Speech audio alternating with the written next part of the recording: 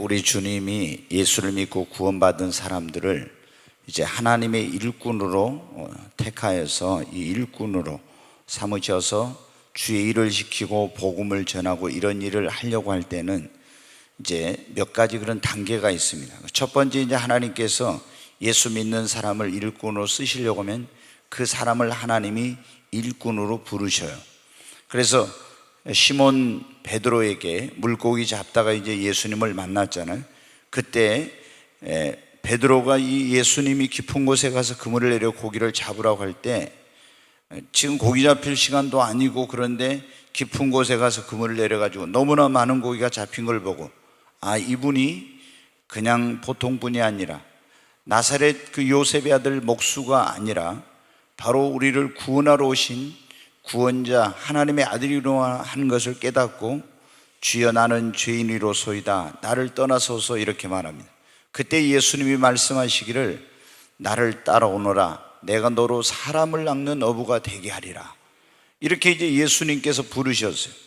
성경에 보면 이제 또 요한과 야고보는 배에 그 찢어진 그물을 깁고 있는데 예수님께서 나를 따라오너라 이렇게 부르시고, 또 마태는 세무서의 그런 직원이었는데 세관에서 일을 하고 있을 때 예수님이 나를 따라오라 이렇게 부르셨어요. 여러분 어때요? 우리 주님께서 우리를 일꾼으로 우리를 일꾼으로 쓰시려고 할 때는 먼저 부르셔가지고 그 다음에 뭐를 하냐면 불러가지고 그 사람을 일꾼을 쓰기 위해서 주님이 가르침을 받게 하고 훈련을 시키십니다. 아무리 어떤 하나님께서 일꾼으로 그 사람을 쓰시려고 해도 배우지 않고 훈련을 받지 않는 사람은 절대 여러분 어때요? 주님의 그런 일꾼이 될 수가 없는 거예요. 우리가 대한민국 사람은 국방의 의무라는 게 있잖아요. 남자들은 이번에 이제 헌법재판소에서 이 양심적 병역 거부에 대한 대체 복무 그 제도를 국회에서 그런 법률을 만들어라 했어요. 이제 양심적 거부라고 하는 것, 그래서 이제 그런 사실은 양심적이 아니라 어떤 종교적 신념에 의한 그런 병역 거부라고 할 수 있는데, 여호와의 증인이란 그런 사람들은 어떻게 돼요? 이 사람들은 총을 잡는 것을 절대적으로 이 사람들은 자신들의 교리에 의해서 거부를 해요. 근데 대단히 보면은 잘못된 거예요. 여러분 어떻습니까? 누군가가 저 휴전선에 가서 총을 가지고 지금 이 나라를 지키고 있기 때문에 이 나라에 살고 있는 사람들이 그런 국민의 생명과 재산과 모든 것이 안전하게 되잖아요. 그러면 여호와의 증인들 같이 총을 잡는 걸 거부한다면 여러분 어때요? 이 나라는 누가 지키겠어요?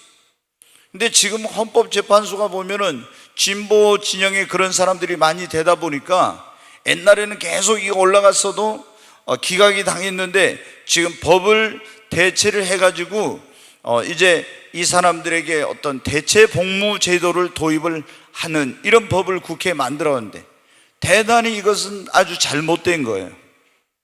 왜? 그러면 우리가 다 여기 남자들이 군대 가고 싶은 사람이 얼마나 있어요? 양심적 병역 거부, 신앙적 그 양심에 의해서 나는 총을 못 잡겠다 해가지고 하면은 이 나라는 누가 지키겠습니까? 금방 여러분 전 김정은이 북한 공산군들한테 이 나라 삼키고 마는 것이죠. 성경에도 또 그런 맞지도 않는, 그러니까 이런 여호와의 증인들이 이단이라고 하잖아요. 잘못된 교리에 의해서 그런 그들의 종교적인 그런 신념에 의해서 이렇게 하는 건데 대단히 잘못된 거예요. 근데 제가 그런 얘기 하려는 건, 우리는 다 국방의 의무 때문에 남자면은 다 군대를 가요. 군대에 갔는데 부름을 받았어요, 국가에. 근데 여러분 그 사람들이 훈련도 안 받고 그런 총을 쏘는 법도 배우지 않고 전쟁을 하는 것을 연습하지 않고, 그리고 전쟁터에 가서는 여러분 어때요? 이 나라를 지킬 수 없고 싸워서 승리할 수 없죠. 우리가 예수 그리스도를 믿는 사람들이 하나님의 일꾼으로 부름을 받았어요. 그러면 우리는 어떻게? 먼저 열심히 배우고 훈련을 받아야 돼요. 교회 안에서 하나님의 말씀으로 양육을 받고 가르침을 받아서 주의를 어떻게 해야 되겠구나, 또 그런 어떤 성경 공부반에 들어가서 배우고 또 하나님께서는 환경을 통해서 우리를 훈련시키고, 또는 하나님께서는 우리를 그런 주의 종이 되는 그런 사람들이라면 신학대학이나 대학원에 들어가서 그런 소정의 과정을 거치면서 훈련을 받게 해가지고 주의 일을 하는 거예요. 거기서 뭘 합니까? 믿음으로 사는 믿음의 훈련을 하나님께서 우리를 주의 일꾼 쓰시려면 주님의 일은 믿음으로 해야 되냐. 오직 나의 일은 믿음으로 말미암아 살리라. 그래서 우리는 먼저 믿음으로 사는 훈련을 해요. 하나님 말씀에 순종하는 훈련도 하고, 주의 일을 하려면은 이 섬김과 사역에 대한 훈련도 해야 되고, 기도 훈련도 받아야 되고, 영성 훈련도 받아야 되고, 섬기는 훈련도 받아야 되고, 이런 훈련들을 받는 거예요. 그래가지고 이런 훈련을 받아야 어떻게 돼요? 그 사람이 쓸모있는 하나님의 일꾼이 되는 거예요. 그래서 여러분이 그냥 교회만 왔다 갔다 이렇게 주일날 낮에 하고 예배 때만 왔다 갔다 하는 사람들은 절대 하나님의 일꾼으로 쓰임받지 못하는 겁니다. 우리가 제대로, 여러분 어때요? 하나님 앞에 이 하나님의 교회는 이 주님의 집일 뿐만 아니라 신앙의 공동체일 뿐만 아니라 성도들의 영적인 훈련을 하는 훈련의 장소예요. 그래서 여기서 잘 배우고 우리 믿음이 성장해서 하나님 앞에 오는 모두가 쓰임받는 여러분 일꾼 되어야 합니다. 추수할 것은 많지만 일꾼이 부족하다 했잖아요. 배우지 않고 훈련을 받지 않으니까 일꾼이 부족한 거예요. 여러분, 주님은 우리를 구원하기 위해서 하늘의 영광도 버리고 이 땅에 오셔서 물과 피를 쏟으시고 생명을 내어주시고 온갖 멸시와 고난과 수치와 모욕을 다 당하셨는데, 여러분, 우리가 하나님 앞에 갔을 때 나는 너를 위해 모든 걸 주었구만, 너는 나를 위해 뭘 하다 않느냐고 하면은 저는 열심히 교회만 다니다 왔습니다. 여러분, 그렇게 말할 겁니까? 우리가 주님의 은혜에 보답한다는 게 뭡니까? 주님의 몸인 교회 안에서 이 몸이 바로 그리스도의 몸이, 교회가 그리스도이잖아요. 이 주님의 몸된 교회를 섬기는 거, 주님을 섬기는 거예요. 주님이 우리에게 위임하신 영혼 구원하는 그 일을 이제는 예수님께서 하시는 것이 아니라 믿는 자들을 통해서, 우리를 통해서 하는 거예요. 우리가 훈련을 받고 나가서 이 주님의 복음을 전해야 됩니다.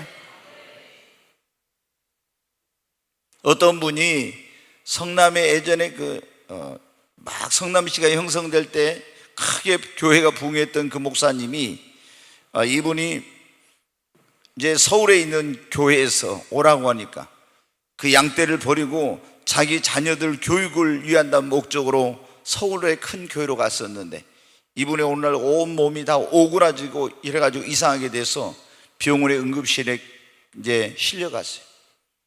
그리고 완전히 이제 어떤 그 식물인간 같이 됐는데, 이 사람이 그때 어떻게 했냐면 이 목사님이 천국 지옥을 가게 된 거예요. 근데 거기에 예수님이 물어봤대요. 너 성경을 얼마나 읽었냐? 그리고 너 헌금은 얼마나 했느냐? 너 전도는 얼마나 했느냐? 이런 거 물어본대. 그리고 그때 예수님께 네가 지금 세례 준 사람이 몇 명이다 딱 그렇게 말씀하신. 나중에 이 사람이 깨어나서 보니까 진짜 그 세례자 명단을 이제 갖다 보니까 정확해요. 이 목사님이 그래가지고 불구가 됐어요. 이 대한민국과 전 세계를 돌아다니면서 이 뒤틀린 몸으로 천국과 지옥은 있습니다. 그러면서 주님을 갔을 때 나는 너를 위해 모든 걸 준, 너는 나를 위해 뭐 하다 왔느냐고 물어보더라는 거죠. 여러분 어때요? 우리 주님의 일꾼이 되어야 합니다. 그래야 주님 앞에 갔을 때 주님은 각 사람에게 일한 대로 갚아주십니다. 구원은 어떻게 우리의 행위나 노력으로 하는 믿음으로 구원받아요. 그러나 상급은 영광과 면류관은 예수 믿고 어떻게 살았느냐에 따라서, 주의를 얼마나 했느냐에 따라서, 얼마나 헌신했느냐, 얼마나 영혼 구원했느냐, 이런 것에 따라 상급과 영광과 면류관이 다르기 때문에 그 상급과 영광과 면류관은 영원한 거예요. 영원한 거. 그렇기 때문에 우리는 하늘나라에서 새 예루살렘 성에 들어가야 되고 영원한 면류관을 얻을 수 있도록 최선을 다해서 주님을 위해 섬겨야 됩니다. 여러분, 편하게 신앙생활을 하려고 합니다. 주님이 우리를 일꾼으로 불러 쓰시기를 원해. 그래서 우리가 열심히 배워야 돼. 또 열심히 여러분 훈련을 받아야 돼. 모세도 열심히 하나님 앞에 훈련을 받아 광야에서 훈련을 받고 이제 때가 되니까 하나님 불러 쓰셨잖아요. 엘리야도 그리 시내가에 가서 하나님을 의지하고 사는 믿음의 훈련을, 까마귀가 양식을 날아주는 그런 믿음의 훈련을, 하나님을 의지하고 사는 훈련을, 그 다음에 엘리사는 선지 학교에 가서 엘리야 밑에서 훈련을 받았고, 예수님이 12제자 70인의 제자도 그들을 주님이 가르치시고 훈련을 시켜가지고 그래가지고 파송을 했잖아요. 먼저 주님은 부르셔서 훈련을 시켜, 그 다음에 뭐냐면 배우고 훈련을 받은 사람들에게 주님은 뭐냐면 모든 주의 일에 필요한 것을 다 주세요. 능력도 주시고 은사도 주시고 지혜도 주시고 물질이 필요한 물질도 주시고 건강도, 도울 사람도 다 하나님께서 필요한 것을 주십니다. 여러분, 그런데 주님의 일꾼으로 부름받은 사람들이 너 주의 일을 해라 하는데 저는 뭐가 없습니다 이렇게 하면 안 된다 했죠. 주님이 일을 하라고 하면 우리는 믿고 순종해야 됩니다. 그리고 없는 것은 하나님께 있게 하시는 하나님께 구하면 됩니다. 하나님, 내 힘과 내 능력으로 할 수 없사오니 나에게 성령을 부어 주시옵소서, 능력을 주시옵소서, 은사를 주시옵소서, 지혜를 주시옵소서, 일할 물질이 있어야 되는 물질을 주시옵소서. 저도 처음에 믿음이 없어가지고 그 하나님의 의도를 몰랐어. 너 3,000개 교회를 세우고 하라고. 머릿속으로 팩 돌아가는데 어떻게 돼요? 제가 예전에 계산을 잘했어요. 머리로 팍 돌아가는데 한 개씩 세우는데 1억만 잡아도 3,000억이요. 그래서 이게 돈이 3,000억이 어디서 나와? 그러니까 주여 못합니다. 그런데 주님이 뭐래? 야, 이는 힘으로 되지 않고 능으로 되지 않고 오직 나의 신으로 말미암아 되느니라. 하나님께서 하라고 하면 할 수 있는 능력도 주십니다. 여러분, 내게 없는 것을 있게 하시는 하나님께 구하면 하나님이 주십니다. 그리고 하나님이 훈련을 시키고 능력을 주시고, 제자들도 불렀잖아요. 12제자. 그런 능력을 주시고, 병을 고치고 귀신을 쫓아내고 죽은 자를 살리는 능력을 주시고, 가라 하면서 뭘 파송을 했어요. 주님이 여러분 우리를 가르치시고 훈련시키고 그 다음에 능력을 주시고 우리에게 세상으로 가서 주님의 복음을 전하고 주의를 하라고 우리에게 말씀하십니다. 그러면 우리가 믿고 순종하면 됩니다. 오늘 이 말씀에 보면 마태복음 10장 16절로 23절에는 예수님께서 이제 그리스도인들을 세상에 복음을 전하러 보낼 때 이 겪게 될 여러 가지 일들에 대해서 말씀하시면서 그때 우리가 어떻게 해야 될지를 가르쳐 주시고 있어요. 여러분, 여기 보니까 예수님이 이 10장 16절에 보라 내가 너희를 보냄이 양을 어디 가운데 보낸 것 같다고요? 이리 가운데 보낸 것 같다. 양은 여러분 우리가 잘 알죠. 양은 자기를 보호하기 위한 어떤 이런 도구가 없어요. 어떤 짐승은 발톱이 굉장히 또 이빨이 아니면 뿔이 있고 이렇게 하는데 양은 굉장히 자기 자신을 보호할 수 있는 아무런 능력이 없는. 근데 제자들을 예수님이 보내면서 내가 너희를 양을 이리 가운데 보는 건, 이리 늑대 가운데 이런 물어뜯고 죽이고 하는 그런 가운데 보낸 것 같다고 이렇게 말씀해요. 이건 뭐냐면은 예수님께서 제자들에게 이제 제자들을 세상으로 파송하면서 주의 복음 전하라고 보내면서 어떤 너희들이 각오와 그런 어떤 너희들의 그런 자세를 가지고 이렇게 주님의 복음을 전하고 가지고 가야 될지를 말씀하고 있는 거예요. 너희가 단단히 마음의 각오를 해라.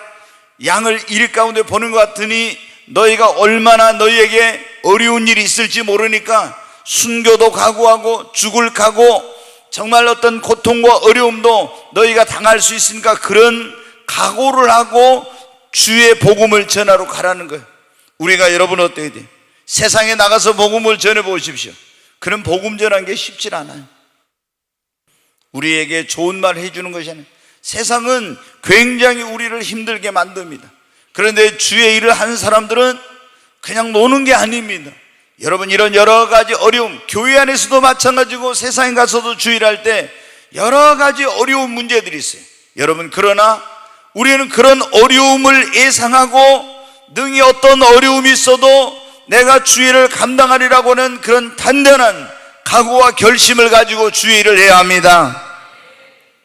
그러니까 이 세상은 뭐라고 해요? 내가 양을 이리 가운데 보낸 것 같다 그러면서 주님이 뭐라고 하면 너희는 뱀같이 지혜롭고 비둘기같이 순결하라 그랬어요. 주의를 하려면 정말로 필요한 게 뭐가 있냐면 지혜가 있어야 됩니다. 지금 예수님께서 뱀같이 뱀을 좋아하는 사람은 한 사람도 없을 거예요. 뱀 고놈만 아니었으면은 우리가 이렇게 이 고생 안 할 건데 이 생각하면서, 저도 있잖아요. 예전부터 뱀을 싫어하지만 뱀은 제 눈에 보았다면 지는 죽어요. 하여튼 뭐 막대기가 있으면 막대기로 때려 죽이든지 밟지는 못하죠. 물리면 큰일 나니까. 근데 돌멩이로 때려 죽이든지 뱀은 하여튼 굉장히 보기만 하면 그냥 안 놔둡니다. 근데 뱀이 여러분 성경에 보면 굉장히 예수님께서 뱀같이 지혜롭고 그랬잖아요. 이 창세기에 보면 뱀은 간교하더라 그랬는데, 이 원어에 보면은 원래는 이 간교하다는 말 속에는 영리하고 지혜롭고 이런 의미가 들어있어요. 그러니까 우리가 어떤 사람이 굉장히 지혜로운 것을 나쁜 쪽으로 쓰면 어떻게 돼요? 그게 아주 나쁜 거에 되는 거예요. 그렇죠? 근데 좋은 쪽으로 쓰면 그게 지혜가 되는 거예요. 근데 뱀이라는 존재는 굉장히 지혜로운 존재인데, 에덴 동산에서는 아담과 하와를 유혹해가지고 선악과를 따먹고 죄짓게 해가지고 하나님의 축복을 잃어버리게 만드는 그런 일에 지혜를 쓴 나쁜 그런 존재예요. 그런데 뱀 그 자체가 가지고 있는 지혜는 어때요? 대단한 겁니다. 뱀은 여러분 어떻게 돼요? 뼈가 없잖아요. 이렇게 보면은 그냥 쭉 이렇게 어떻게 늘어져 가지고 막 걷는 것이 아니라 배로 기어다니잖아요. 근데 기어다니는데 이게 어떻게 굴 속에도 들어가고 물 속에도 들어가고 나무 위에도 올라가고, 뱀이 뭐 잡아먹는 거 보면 어떻게 기가 막히게 그거 다 잡아먹잖아요. 어떤 사람은 예전에 제가 어디 텔레비에 보니까 좀 무서운 사람들이 있더라고. 뱀하고 같이 사나. 우리나라에 그 텔레비에 보니까 한번 나오더라고. 구렁이인데 엄청 큰 놈이에요. 그런데 이게 자기 집에서 있잖아요. 같이 그 구렁이하고 우리나라 사람인데 살더라고요. 그래서 저는 그거 보고 뱀 저놈이 와가지고 자기 목이나 감아버리면은 어떻게 하려고 저 구렁이하고 사나, 그런 생각을 했어요. 근데 여러분 어때? 뱀이 굉장히 지혜롭다는 거죠. 그래서 우리가 세상에 가서 이 험한 세상에서 주의 일을 할 때는 뱀같이 지혜롭게, 굉장히 지혜롭게 주의 일을 하는 거예요. 그런데 여러분 어떻게 돼요? 저는 목사님 지혜가 없습니다, 이런 사람들이죠. 우리가 뭐든지 사업을 성공적으로 하려고 해도 뭐가 있어야 돼요? 지혜가 있어야 돼요. 주의를 잘하려고 해도 지혜가 있어야 돼요. 뭔가 우리가 전도를 할 때도 지혜가 있어요. 속상해하고 막 있는 데 가서 예수님 믿습니까? 안 믿습니까? 이렇게 물어봐. 안 믿으면 지옥 가면, 이러면 어떻게 돼요? 그게 전도 방법입니까? 때를 얻든지 못 얻든지 전도하라겠다고 그렇게 하면 안 되죠. 그 사람이 지금 속상해 있을 때는 그 사람을 위로해 주면서 이렇게 복음을 지혜롭게 전해야지, 그러잖아요. 그런데 지혜롭지 못하게 하면 오히려 상대방의 마음의 문을 닫아가지고 더 복음에 대한 거부감을 갖게 돼. 그러니까 지금은 여러분 어때요? 그런 게 별로 없죠. 예전에는 막 길거리에서 서울역이나 용산역에 가면, 아니면 버스 안에서 신사숙녀 여러분, 다 사람은 죄인입니다 막 하면서 노방전도 많이 했잖아요. 노방전도 많이 했어요. 근데 지금 가서 여러분 노방전도 해봐요. 그러면 소음을 이렇게 일으켰다가 신고해가지고 잡혀가야 돼요. 그리고 지하철이나 이런 데서 뭐 그런 걸 얼마 전에도 그게 나왔는데 법으로 여러분 그게 금지가 돼 있어. 근데 어떤 사람이 지하철 안에서 막 이렇게 육성으로 복음을 전한 거예요. 이런 지혜롭지 못한 방법이에요. 그러니까 우리가 시대에 맞게 또 상황에 맞게 지혜롭게 그렇게 복음을 전하고 주의라는 거예요. 그러려면 우리에게 뭐가 지혜가 있어야 돼요. 여러분 나는 지혜가 없다 그러면 후회 주시고 꾸짖지 않는 하나님께 여러분 지혜를 구하시기 바랍니다. 그런데 우리가 주의를 할 때 뱀같이 지혜롭고 비둘기같이 뭐라고 했어요? 순결하게 하라고 했잖아요. 근데 뱀같이 지혜롭게 하다 보면 너무 상황 윤리나 이런 것에 맞게 하다 보면은 잘못하면 여러분 어때요? 우리가 그리스도인으로서의, 우리 그리스도인은 세상의 소금인데 그 순결함, 이걸 거룩함을 잃어버릴 수가 있어요. 그러니까 전도한다고 해가지고 어때요? 이 사람 뭐 친해져야 전도하니까 맨날 같이 술 먹으러 가고 놀러 가고 하자는 대로 해주고, 그러면 여러분 어떻게? 이런 방법으로 해서는 안 된다는 거죠. 그리스도인은 자기의 어떤 비둘기처럼 순결한, 비둘기는 순결해, 그리고 평화와 성령의 상징이잖아요. 근데 우리가 창세기 보면 노아 시대 때 하나님이 온 세상을 물로 심판하고 이제 홍수가 그쳤어요. 비가 그쳤는데 물이 얼마나 빠졌는지 노아가 알고 싶어서 처음에 까마귀를 날려보냈어요. 근데 까마귀란 놈은 어떻게 돼요? 썩은 거, 시체가 떠다니는 부유물 이런 걸 좋아해. 그러니까 돌아오질 않아서 노아가 방주에 있던 비둘기를 날려보냈더니 비둘기는 그냥 있을 곳을 찾지 못하고 다시 돌아왔잖아요. 왜? 비둘기는 순결한 깨끗한 것만 좋아하니까. 근데 우리 성도들은 여러분 어떻게 돼요? 여기 보면은 예수님께서 세상에 보내면서 너희는 뱀같이 지혜롭고 비둘기같이 순결하라. 혼탁하고 타락한 세상 속에서 그들과 혼합되지 말고 그들에게 그런 어떤 잘못된 것과 섞이지 않는 가운데 순수함, 순결함을 유지하면서 주의 복음을 전하라는 것입니다. 우리가 여러분 어때? 세상 사람과 똑같이 살면서 복음 전하면요 영혼 구원 못합니다. 그러잖아요. 우리 같이 술 먹고 놀 거 다 놀고 가서 즐길 거 다 즐기고 그러면 어때? 비둘기같이 순결하는 주님의 말씀이 안 되는 거예요. 그러니까 그 사람이 무슨 말을 해도 영향력이 없고 복음을 제대로 전할 수가 없는 거예요. 그래서 우리가 지금 주님께서 뭐래요? 우리를 먼저 부르셔서 훈련하신다겠죠. 그리고 우리에게 주의 일을 할 수 있는 능력과 이 모든 걸 주신다겠죠. 그리고 우리를 세상으로 보내 파송을 해요. 가라. 근데 이제 모세 같은 경우는 저는 못 갑니다 막 있잖아요. 가라고, 내가 너와 함께. 그리고 능력을 주니까 이제 믿고 이제 갔지 않습니까? 여러분, 우리도 주님이 일하라고 하면 난 능력이 없어 뭐 못합니다 하지 말고 주님의 말씀에 순종해야 됩니다. 근데 이 세상에 주님이 보낼 때도 양을 이리 가운데 보낸 것 같아요. 그래서 우리가 뱀같이 지혜롭고 비둘기같이 순결하게 복음을 전하고 주의를, 그 다음에 이제 여기 말씀에 보면 뭐라고 예수님께 또 하셨냐면은 17절에 사람들을 삼가라. 그들이 너희를 공회에 넘겨주겠고 그들의 회당에서 채찍질 하리라. 또 너희가 나로 말미암아 총독들과 임금들 앞에 끌려가리니 이는 그들과 이방인들에게 증거가 되게 하려 하심이라 그랬어요. 여러분, 이건 뭐냐면은 우리 예수를 믿는 사람들이 가서 복음을 전할 때 어떻게 돼요? 이제 핍박을 받게 된다는 거예요. 그래서 그런 각오를 하고 너희가 주의 일을 하라는 것이며 복음을 전하는. 여기 공회, 너희 공회에 넘겨주고 그들의 회당에서 채찍질 받으리라. 주의를 하면 있잖아요. 예수님 안 믿는 사람이 우리를 물론 핍박하지만은 예수님 믿는 사람들 가운데서도 바리새인같이 율법적이고 이런 사람들이 복음을 전하면은 꼭 교회를 공격하는 사람들은 보면요 성령 충만한 교회, 영적인 교회, 이런 교회를 세상이 여러분 공격하는 게 아니에요.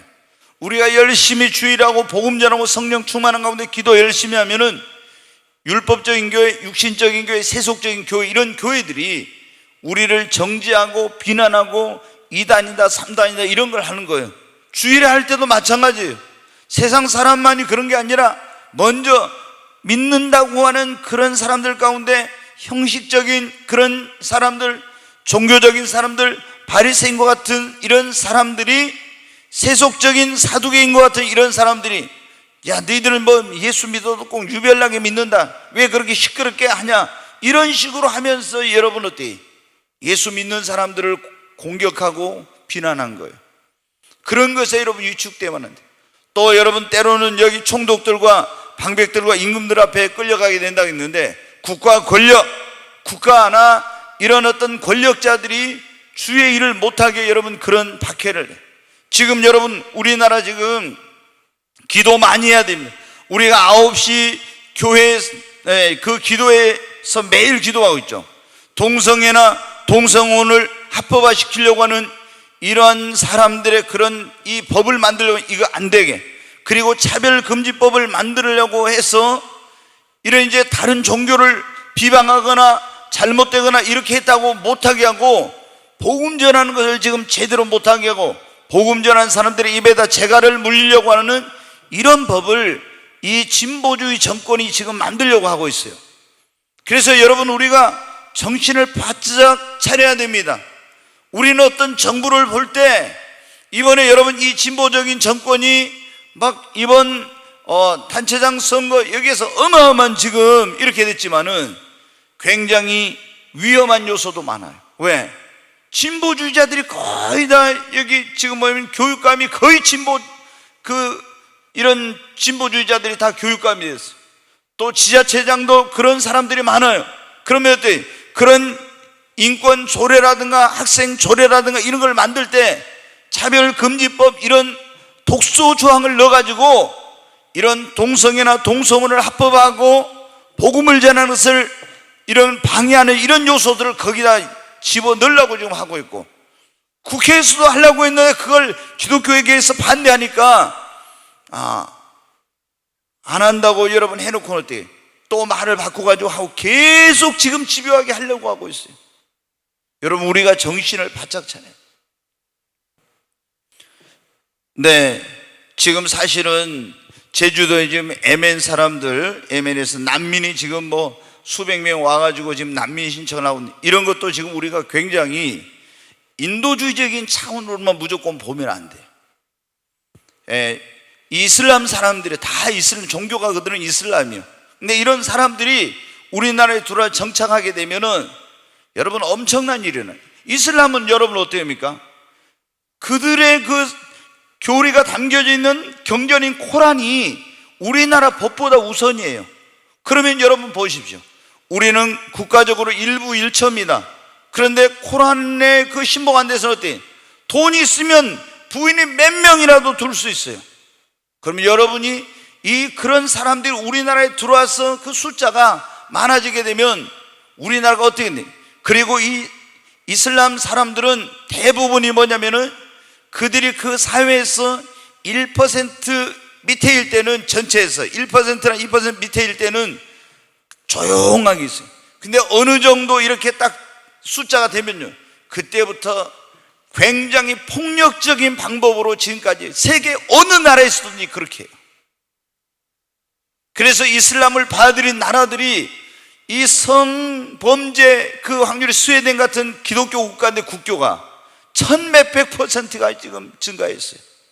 그래서 전부 유럽에서 어떻게 돼? 시리아라든가 요르단 이런 난민들을 다 받아줬던 국가들이 EU, 거기서 다 지금 난민들을 받아들이지 않는 그런 정책을 쓰고 있잖아요. 근데 우리나라 지금 이 진보 정권은 그걸 굉장히 인도적인 차원에서 해가지고 지금 받아들이려고, 우리가 굉장히 이런 모든 것들을 정신을 차리고 기도해야 돼요. 만약에 이런 사람들 음식도 여러분 어떻게 돼? 우리나라 음식 안 먹어 할랄 식품이라 해가지고 예전에 익산에서 그 할랄 단지를 만드는데 얼마나 기독교인들이 반대를 해가지고 박근혜 시절에 그걸 안 됐어요.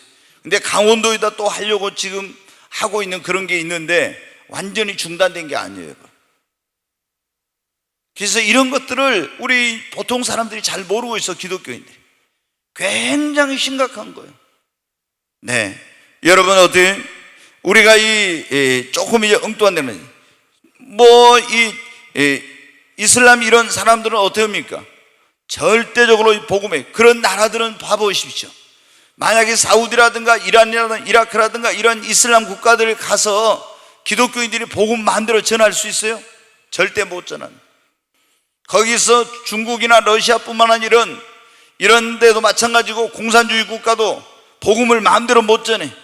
그래서 거기 가서는 선교사들이 들어가도 어떻게 됩니까? 선교사란 말을 못하고 그냥 뭐 사장님, 무슨 지사장님 이런 여러 가지 이제 다른 방법으로 해요. 왜? 지혜롭게 해야 되니까. 그렇지 않으면 추방을 나가든지 감옥을 가든지 이런 일들을 바로 이제 당해야 되니까. 아니면 어마어마한 이제 벌금을 물려가지고 추방을 시키고.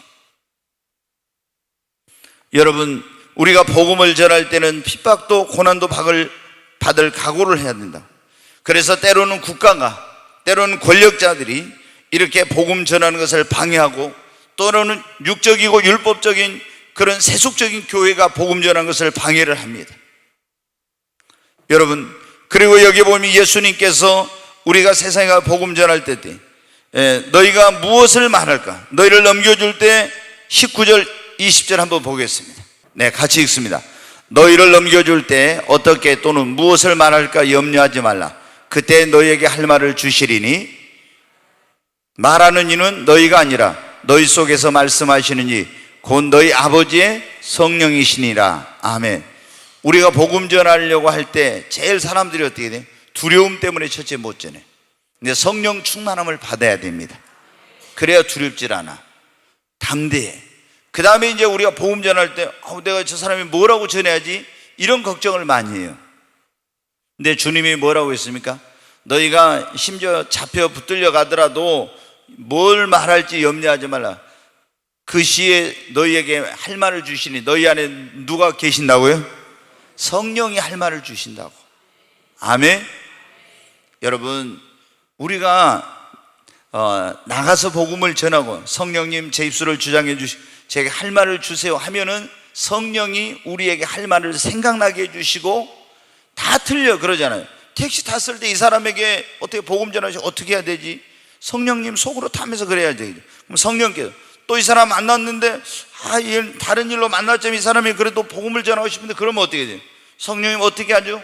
그러면 지혜를 주세요. 그리고 할 말을 보면은 다 이제 똑같이 그냥 무조건 그러냐. 처음 만난 사람 예수님 믿습니까? 안 믿습니까? 처음에 이렇게 말하기 어려울 수 있잖아요. 그 환경이. 그러니까 그때마다 다 다르게 해야 되는데 성령께서 그걸 우리에게 할 말을 주신다는 거. 예전에 제가 말씀드렸잖아요. 설교하는 것도 마찬가지. 제가 성령 임하고 나서 주일날 무슨 설교를 합니까? 하니까 너 뭘 말할지 걱정하지 마라. 그래서 제가 뭐라고 주님께, 성경 본문을 주십시오. 그러니까 뭘 말할지 걱정하지 말라니까 주님 그래. 그래도 본문을 주셔야죠. 뭘 말할지 걱정하지 말는데 왜 걱정하냐?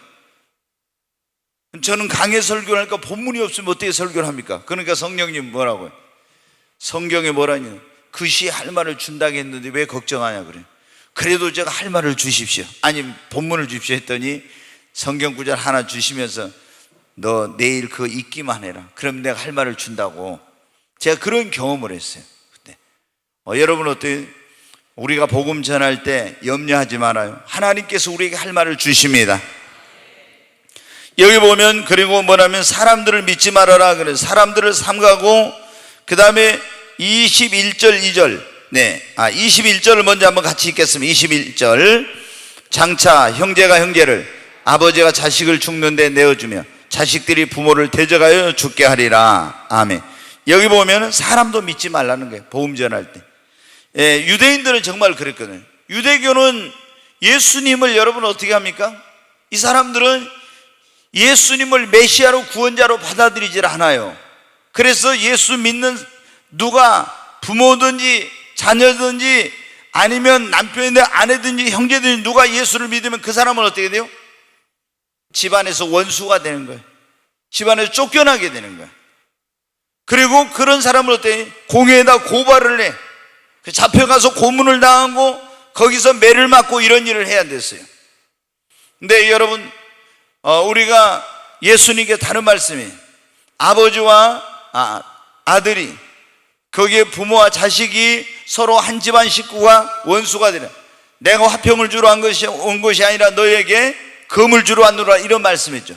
우리에게 예수를 안 믿는 집안에 누군가가 예수를 믿게 되면 집안이 어때요? 처음에는 굉장히 시끄러워요. 막 굉장히 갈등이 생겨 어려움이 생기죠. 근데 그런 어떤 경우에도 이런 것 때문에 그래가지고 어떻게 합니까? 굉장한 막 핍박을 받고 어려움을 당할 수가 있어요. 이런 일이 와도 너희가 두려워하지 말고 주의 복음을 전하라는 것입니다. 사람을 그 부모가 자식을, 형제가 형제를, 또 자식이 부모를 대적하여 죽게 하는 이런 일이 있으나 사람들을 믿죠. 가족들의 핍박, 친구, 동료들 이런 사람들도 예수님을 믿느냐 안 믿느냐에 따라서 이제 여러분 달라질 수가 있어요. 어제 그런 어떤 친구가 예수를 믿으면 나에게 여러분 어때 이제 달리 대할 수가 있고 부모 형제들도 다르게 대할 수 있잖아요. 열심히 이분들이 어떤 예수를 안 믿고 불교 아니면 타 종교나 이런 어떤 무속신앙이라든가 이런 것에 유교라든가 가지고 있는 집안에서 누군가 예수를 믿어봐요. 그럼 얼마나 어려움이 있는가. 근데 우리는 그런 거 두려워하지 말고 그걸 극복하고 주의 일을 해야 됩니다. 그런 걸 두려워하지 말고 죽음을 두려워하지 말고 담대하게 주의 복음을 전하고 주의 일을 하라는 거예요. 예수님이. 그 다음에 여러분 어때요? 22절 말씀을 한번 보겠습니다. 네, 또 너희가 내 이름으로 말미암아 모든 사람에게 미움을 받을 것이나 끝까지 견디는 자는 구원을 얻으리라. 아멘. 여기 여러분 지금 이 말씀 그대로 너희가 내 이름으로 말미암아 모든 사람에게 미움을 받을 것이나 끝까지 견디는 자는 뭐를 얻어요? 자, 여러분 우리가 회개하고 예수를 믿으면 구원받죠. 근데 이 믿음을 완전한 구원에 이르려면 이 믿음을 어떻게 돼요? 끝까지 지켜야 됩니다. 우리가 예수를 믿고 교회 나왔어요. 교회 나와서 예수를 믿고 신앙생활 하는데 집안에서 막 엄청난 박해를 해. 그래가지고 교회를 못 나가게 예수를 못 믿게. 그럼 믿음을 못 지켜. 그러면 여러분 어떻게 되겠어요? 아니면 세상에 유혹이 달콤한 유혹이 오고 시험해요. 그것 때문에 교회 안 나오고 예수를 배교하고 배신하고 이렇게 타락해 버렸어. 그러면 여러분 어떻게 되겠어요? 이 구원파 주로 있잖아요. 구원파라는 사람들, 아니면 복음주의 진영에서 그런 사람들 많은데 한 번 구원은 영원한 구원이라 하죠. 예수 한 번 믿고 구원받으면 어떻게 살아도 구원받나요? 이거는 정말 잘못. 여기 보면 뭐라고 했어요? 끝까지 내 이름으로 말미암아 모든 사람이 미움을 받고 핍박을 받고 어려운 일에서 끝까지 견디는 자만 뭘 받아요? 구원을 받아요. 성경이 이 말씀을 얼마나 주님이 여러분은 성도들의 인내가 여기 있나니 끝까지 견디는 자만 구원을 얻으리라. 끝까지 어떤 시험이 와도 환난이 와도 고난이 와도 핍박이 와도 유혹이 와도 믿음을 지키고 타락하지 않고 그 가운데서 끝까지 견디고 믿음을 지킨 자만 여러분 구원을 받습니다. 정말. 그런데 잘못된 게 뭐냐, 우리가 보면요, 이 대한민국 교회 가운데 예수 믿어서 전에 나와서 교회 다녔어. 근데 지금은 교회도 안 다니고 세상 나가서 죄 짓고 타락하고 자기 마음대로 살면서 뭐라 하냐면 자기 구원 받았대. 어떻게 구원? 예수님 옛날에 영접 믿어서 한 번 구원은 영원한 구원이니까. 어디가 성경에 그런 게 나와 있어요? 너희가 두렵고 떨림으로 너희 구원을 이루라. 끝까지 견디는 자만 구원을 얻으리라. 그렇잖아요. 여러분 우리의 신앙생활 끝까지 잘해야 됩니다. 정말 끝까지 믿음 생활 잘해야 돼. 근데 누가 처음부터 나는 타락해야 되겠다, 나는 죄지어야 되겠다, 나는 세상 유혹에 막 어떤 그렇게 해야 되겠다, 배교해야 되겠다, 이런 사람이 있습니까? 처음부터 이런 사람은, 예수 믿는 사람은 한 사람도 없어요. 그런데 안일한 신앙생활, 열심히 없는 신앙생활, 기도하지 않고 그리고 교회 중심적인 신앙생활, 이런 신앙생활을 안 하다 보니까 세상에 사람들하고 자꾸 어울리고 타협하고 그리고 어떤 고난이 오면 그런 걸 이기지 못하니까 결국에 여러분 어때요? 믿음을 잃어버리게 되고 지옥에 가는 거예요. 그러니까 여러분이 세상에서 별걸 다 얻고 별걸 누렸어도 구원을 잃어버린 것은, 우리가 그러잖아요. 뭐 재물을 잃어버린 거, 적게 잃어버린 거, 그 다음에 물질 아니 명예를 잃으면 더 많이 잃으면, 건강을 잃으면 다 잃어버렸다. 여러분 믿음을 잃어버리면, 구원을 잃어버리면 이거는 말할 것도, 이거는 상상할 수 없는 일이에요. 그러잖아요. 우리가 명예를 잃어버리고 그리고 돈을 잃어버리고 건강을 잃어버리고 내 육신의 생명을 잃어버린다 할지라도 믿음만은 끝까지 지켜야 됩니다. 아멘. 우리 한번 해요. 모든 걸 다 잃어버려도 옆에 사람에게 믿음만은 끝까지 지켜야 됩니다. 아멘. 여러분 이 세상은 순간 다 지나가고 맙니다. 얼마나 빨리 지나갑니까? 여러분 100년이라 해도 그 금방이에요. 근데 우리가 죽은 다음에 천국과 지옥은 영원한 것인데, 내가 예수 그리스도로 확실하게 믿고 믿음을 끝까지 지켜야 영생을 얻고 그 구원의 축복을 누리는 거지. 그렇지 않으면은 여기서 내가 보면 그래요. 어떤 사람들 이 세상에서 좀 있잖아요. 세상 거 즐기면서 이렇게 살고 싶어가지고 예수 안 믿고 예수 믿는 사람 가운데서도 막 세상에 타락한 이런 사람들과 어울리면서 막 이렇게 하는 사람들을 보면요, 왜 저렇게 어리석은 짓을 하나? 정말 답답해요. 왜? 아니 우리는 하나님 말씀을 통해서 천국과 지옥이 있는 거 알고 다 이런 걸 어떻게 살아야 되는지 아는데 저렇게 세상 사람들하고 어울리고 적당히 신앙생활도 안 하고 막 이렇게 타락한 생활하고, 그렇게 그게 여러분 영리한 겁니까? 얼마나 어리석고 얼마나 미련한 짓이니 몰라. 두고두고 영원히 후회할 짓이에요, 그게. 여러분, 여기 그러죠. 끝까지 견디는 자만 구원을 얻어. 아멘. 우리 주님 오셨을 때, 아니면 천국에 갔을 때, 오늘 이 자리에 왔던 분들은 다 그날 다시 볼 수 있어야 됩니다. 옆 사람 얼굴 한번 다시 한번 확실하게 봐놓읍시다. 한번 다시 봐요, 얼른 앞뒤로도. 네, 진짜 그날 거기서 봐야 되는데. 네, 우리 그런 거 있잖아요. 내 이름도 불러주세요. 그 뭐 복음성가 있죠. 근데 만약에 생명책 다 갖다 놓고, 예? 생명책 갖다 놓고 여기 펼쳐가지고 딱 불러요. 생명책에 이게 부르는데 주님 앞에 천사가 가지고 왔습니다. 생명록, 행위록, 사망록 있는 생명록 이름을 딱 불러. 박정수, 꿈의 교회에서 신앙생활 했구만. 딱 하면서 부르면은 할렐루야 하면서 나갈 거예요. 근데 아니 김윤숙 저기 우리 그 신랑이었던 박정수라고 있는 거 봐요. 천사가 가브리엘이 뒤져보고 미가엘이 뒤져보고 뭐 그 밑에 있는 수종들은 천사들이라서 아무리 뒤져봐도 박정수라고 있긴 한데 꿈의 교회에서 신앙생활 했던 박정수는 없네요. 그러면 어떻게 해요? 동명이인 3인도 많을 거 아니에요. 그러면은 그날 대성통곡하죠. 대성통곡 그러잖아요. 그러고 그러면은 주님이 어디 그 사막록에 있는가 봐봐라 그래요. 사막록 사막록에 보면 만약 거기 있다고 보면 큰일 나는 거예요. 큰일 나. 그렇지 않아요? 요한계시록 20장 15절은 누구든지 그 이름이 생명책에 기록되지 못한 자는 다 불못에 던지우더라 그랬잖아요. 여러분의 이름이 생명책에 기록되어 있기를 바랍니다. 교회 아무리 다녔어도 저는 주님께 직접 들었잖아요. 제가 98년도에 주님 만나기도 하고 주님한테 생명책에 이름이 기록됐다가 지워진 사람이 얼마나 많고 이름이 흐려지고 있는 이런 사람도 많다. 내 주님께 직접 들었어요. 네? 그러면서 생명책에 이름이 기록된 사람이 그 이름이 지워지거나 흐려지지 않으면 이런 설교를 하라 할 때 저 주님한테 제가 직접 듣고 그 설교를 했잖아요. 여러분 어때요? 우리 끝까지 견뎌야 됩니다. 끝까지 믿음을 지켜야 됩니다. 여러분이 이런 지금 오늘 제가 이런 한 설교 있잖아요. 이런 설교를 대한민국 교회 한 6만 개 지금 교회가 되는데 이런 설교를 하고 있는 교회가 몇 개나 있는지 아십니까 여러분? 이런 설교를 안 해. 여러분 또 이게 생명책에 이름이 지어진다 이런 것도 모르니까. 네, 오늘 주님이 우리에게 뭐래? 또 너희가 내 이름으로 말하면 모든 사람에게 미움을 받을 것이나 끝까지 견디는 자는 뭐를 받으리라? 무엇을 받으리라고요? 여러분 어떤 시험이 와도 고난이 와도 끝까지 견뎌서 우리는 구원을 받아야 됩니다. 예수 믿으면 구원 받는 겁니다.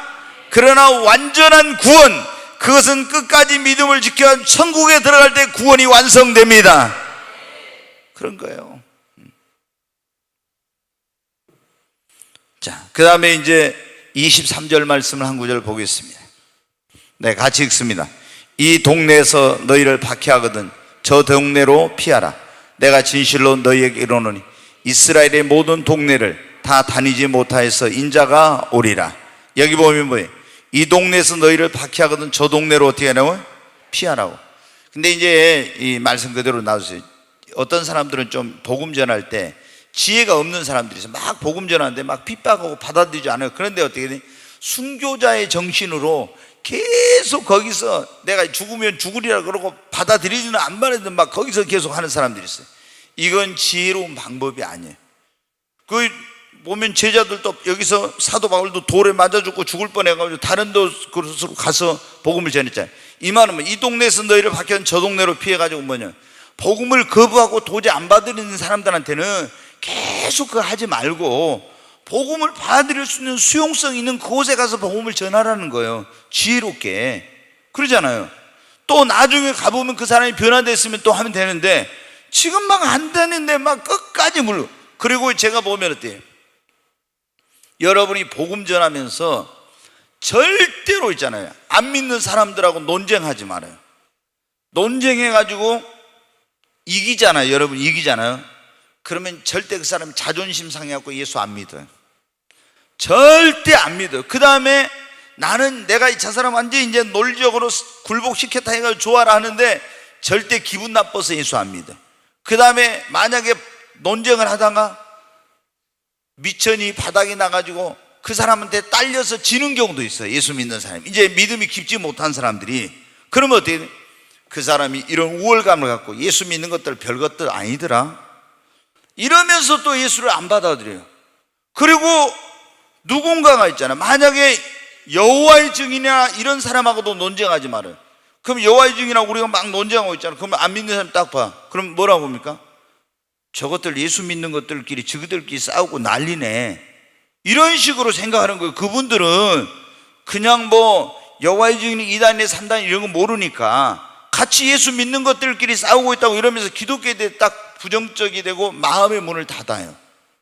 그러니까 어떤 경우에도 절대 논쟁을 하지 말아요. 그리고 저도 이제 예전에 논쟁을 해봐요. 거기 어디서 제가 직장에 있는데 학원에서 강의를 하는데 어느 날 여호와의 증인이 왔어요. 나하고 해보니까 이 사람이 나한테 못 당했어요. 그러면 어떻게 돼요? 자기보다 더 센 놈을 데리고 와요. 가지고 또 센 놈을 데리고 와. 센 놈을 데리고 왔는데 나한테 또 안 돼요. 그러니까 이제 더 센 놈을 데리고 왔네. 그 더 센 사람하고 보니까 어떻게 돼요? 결론이 안 나. 이제 계속 결론. 그리고 어때? 이 사람들은 뭔 싸움꾼 같아. 끝까지 막 달라붙어서. 그래서 더 이상 얘기하기 싫으니까 가라고 이렇게 해가지고 제가 이제 그걸 그만둔 적이 있어요. 여러분, 근데 내가 이겼다 해서 그 사람이 예수 믿어요? 안 믿어. 절대 그 논리에 굴복하지 않아요. 이런 거 가지고 예수를 믿게 되는 거 아닙니다. 여기 보면은 이 동네에서 박해하거든 너희가 저 동네를 피하라. 내가 진실로 너희에게 이르노니 이스라엘의 모든 동네를 다 다니지 못해서 인자가 오리라. 이 말씀은 여러 가지 의미가 있는데 마지막 때를 의미한다는 얘기도 있고, 또 아니면 예수님께서 이제 제자들 보내가지고 막 환난과 핍박을 받고 있는데 오순절날 성령으로 주님께서 다시 오신다는 그런 의미도 있는데, 어찌됐든 예수님께서 이 말씀은 뭐예요? 다시 오신다는 그런 의미. 그러니까 너희가 핍박을 받고 환난을 받고 이렇게 할 때 그게 오랜 시간이 아닐 거라는 거예요.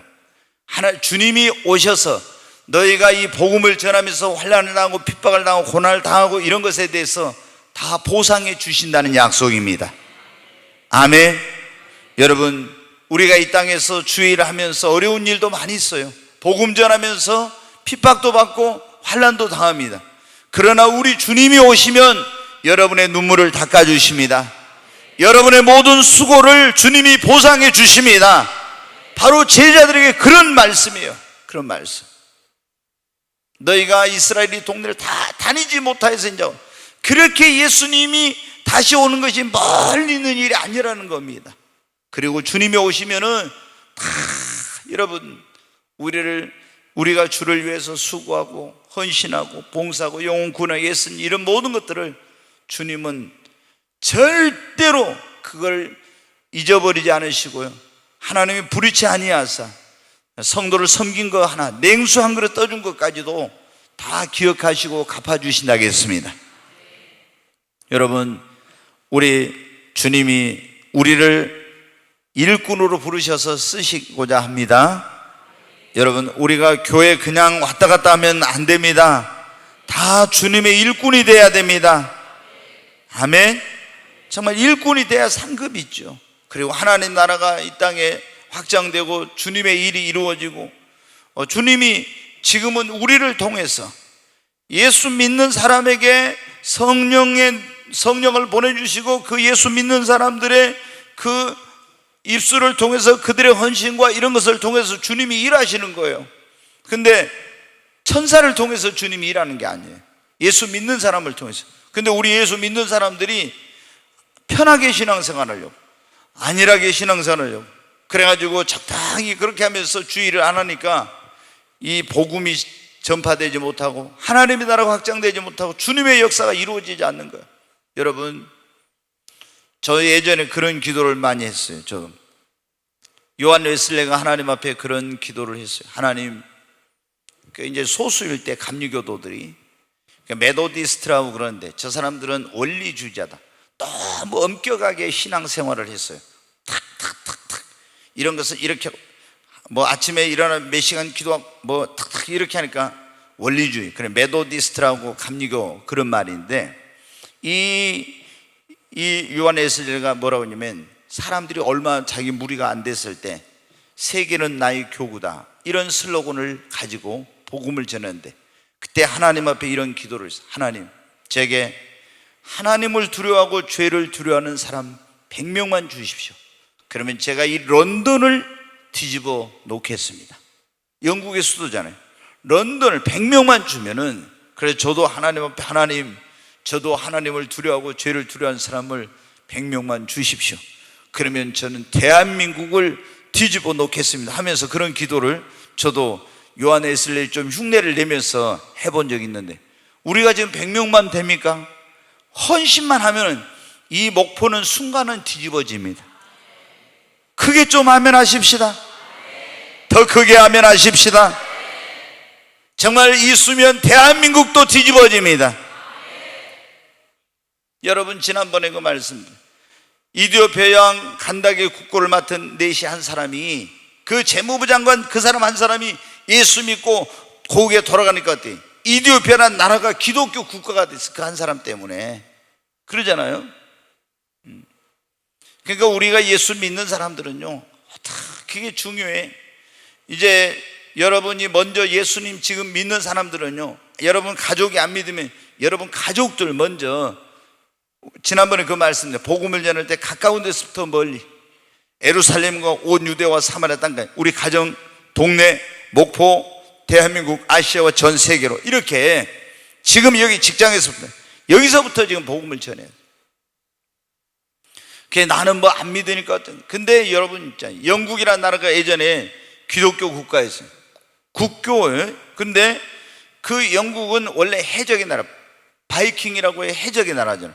그래가지고 예수 믿는 사람들을 그 도버 해협에서 있잖아요, 예수 믿는 사람들이 탄 배가 지나가면요, 그거를 소말리아 해적들처럼 꼭 원래 영국이 그런 나라였어요. 그래가지고 거기서 공격해갖고 사람들을 잡아가지고 이제 막 자기 그 섬나라로 끌고 가는 거예요. 그래가지고 여자들이 이제 배 있잖아요. 그럼 여자들을 끌고 가서 자기 부인을 삼고 해가지고 거기서 뭐가 니 애들이 태어났어. 그 여러분 어때요?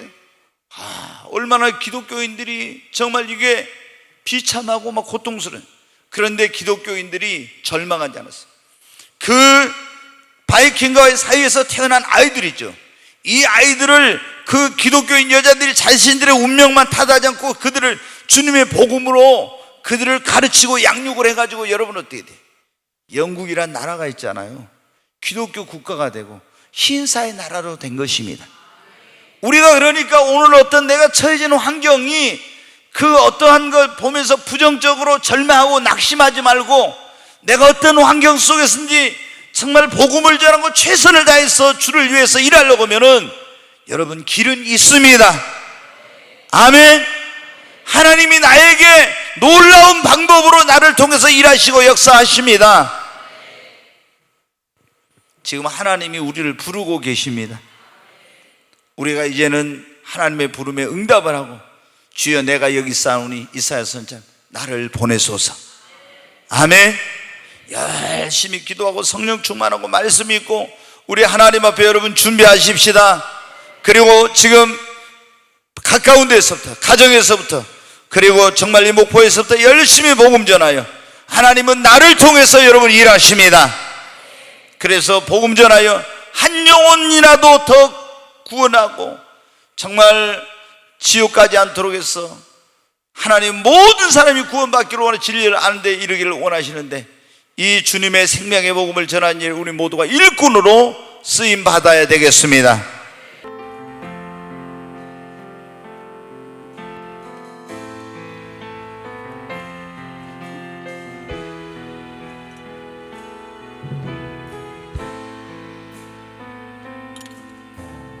고랩산 떨기나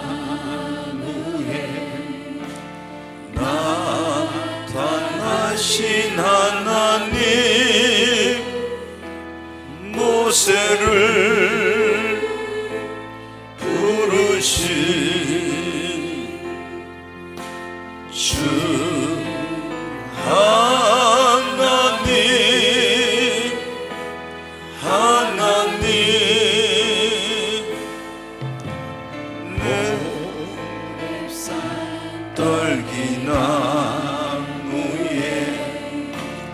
나타나신 하나님, 모세를 부르신 주 하나님, 하나님, 내가 너와 함께하리라, 너를 도와주리라, 고통 속에 있는 내 백성 어서 찾아가라. 불꽃 떨기 속에 계신 거룩하신 하나님, 우리를 부르신 주 하나님, 하나님. 우리 두 손을 듭니다. 주여 세 번 외치고, 하나님 내게 영혼 구령의 뜨거운 열정 주시고, 하나님 나를 주님의 일꾼으로 사용하여 주시옵소서. 죽어가는 수많은 영혼, 잃어버린 영혼을 주님 앞에 인도하는 일에 하나님 나를 사용하여 주시옵소서. 주여 세 번 외치고 간절히 기도합니다. 주여, 주여, 주여. 간절히 하나님 앞에 기도합니다. 하나님, 영혼 구령의 뜨거운 열정, 주님의 심정, 주님의 마음을 주시옵소서. 하나님, 죽어가는 수많은 영혼들을 볼 때 내 눈에 눈물이 있게 하여 주시옵소서. 주여, 내가 누구를 보내면 누가 우리를 위하여 갈고 하는 주님의 음성을 들을 수 있도록 하나님 귀를 열어 주시옵소서. 하나님, 영혼 구령의 이 사역을 감당할 수 있도록 하나님 성령과 능력을 물붓듯 기름 부어주시고, 하나님의 성령으로 주님 충만케 하여 주시옵소서. 주여, 하나님 믿음을 더해 주시고 확신과 담대함을 가지고 주님의 복음을 전할 수 있도록 하나님이여 성령으로 충만케 하여 주시옵소서. 하나님, 예수 그리스도를 알지 못하고 수많은 영혼들이 지옥을 향해서 멸망의 길로 가고 있습니다. 아버지, 하나님, 참으로 저들을 사랑하는 마음, 영혼 구령의 열정과 뜨거움을 하나님이 허락해 주시고, 환난과 핍박과 이런 것들을 두려워하지 않고 담대하게 주의 복음 전하게 하여 주시고, 하나님 끝까지 믿음을 지킬 수 있게 하여 주시옵소서. 주여 역사해 주시옵소서. 하나님, 나를 통해서 또 하나님 이 교회를 통해서 이 목포에 잃어버린, 이 민족을 잃어버린, 그리고 열방의 수많은 영혼들이 주께로 돌아오게 하여 주시옵소서. 주여 역사해 주시옵소서. 하나님 함께하여 주시옵소서. 귀하신 예수님의 이름으로 기도하옵나이다. 아멘.